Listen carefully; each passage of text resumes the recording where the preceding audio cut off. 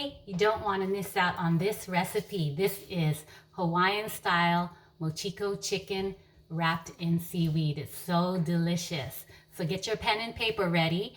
I'm going to be talking about the ingredients. So 1/4 cup mochiko flour. So this is the only one I use. Been using this since I was a kid and it's so versatile. All right. 1/4 cup cornstarch. So this is a brand I always use. It turns out well. 1/4 cup sugar. C&H is the only one that I use. All right. 1/4 cup of that. 1/4 cup of soy sauce. So this is my favorite brand of soy sauce, Kikkoman. 2 large eggs. Definitely 2 large eggs. And 2 garlic cloves. Package of seaweed. So this is the brand I've been using. It's on the more economical side, and it is Korean roasted lavar, basically seaweed. You can use any one that you want, but this is the one I have today. Canola oil, about 2 inches deep in your pot that you're going to be deep frying this stuff in. And definitely I suggest to marinate the chicken overnight. You have to do about 2 pounds of boneless chicken for this. And I really suggest this one to marinate it overnight.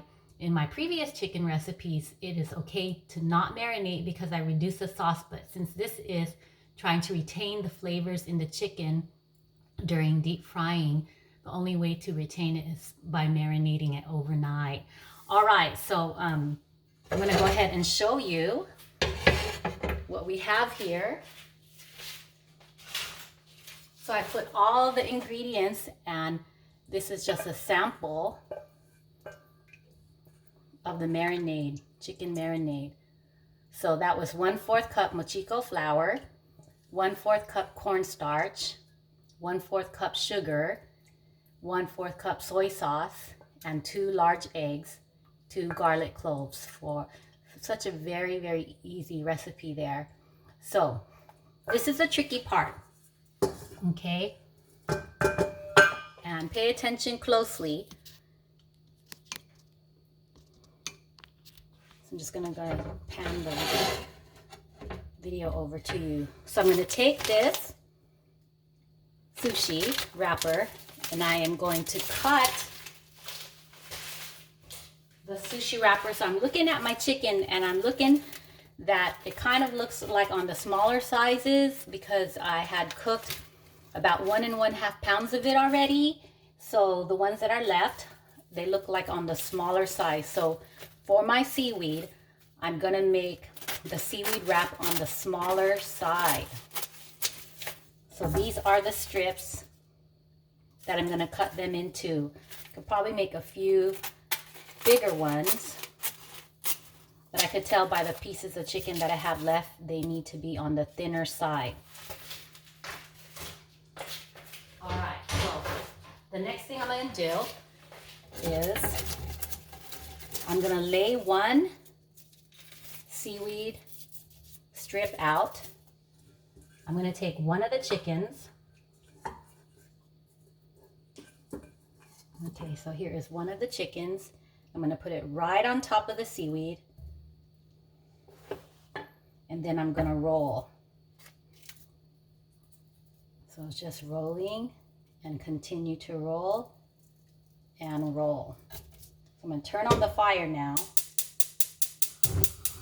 Put it on maybe cross between medium and low. And the oil is still hot from me previously cooking, so I'm just going to go ahead and drop this in. But this is how it looks. This is how the chicken looks rolled up. Okay, so I'm just going to go ahead and drop this in.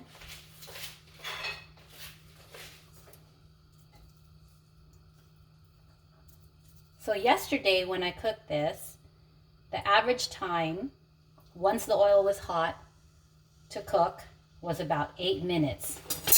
And I will definitely show you the color of how the chicken should look to get what you need to get a feeling of it being cooked through and through. Okay, so that was one wrapper. I'm going to do it again.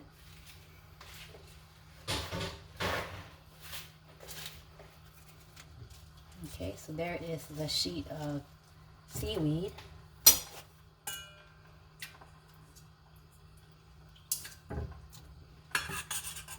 I'm going to go ahead and grab the chicken, put on top of the seaweed, and roll.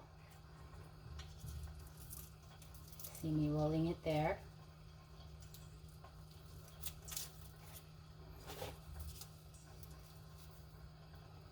And definitely, yes, if you love seaweed, definitely you will love this. But if seaweed is not your thing, you are also welcome to put it into the oil raw without seaweed.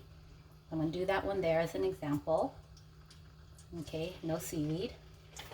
And I have one last to roll as an example, one last piece. And like I said, the sample that I showed you in this bowl was about 1/2 pound of chicken in the mix because I cooked everything else earlier. But the recipe does call for 2 pounds of boneless chicken. So in the marinade, you could see the mix of soy sauce and a little bit of thickness in the marinade with the cornstarch and the mochiko flour, and of course the garlic. See little pieces of garlic, and then the egg. So one last time for demonstration, take the chicken out, put it in there, and roll.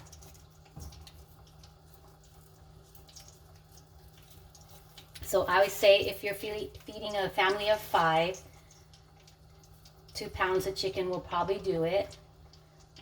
But if you want some leftovers, you probably have to double that up at 4 pounds because this stuff goes fast.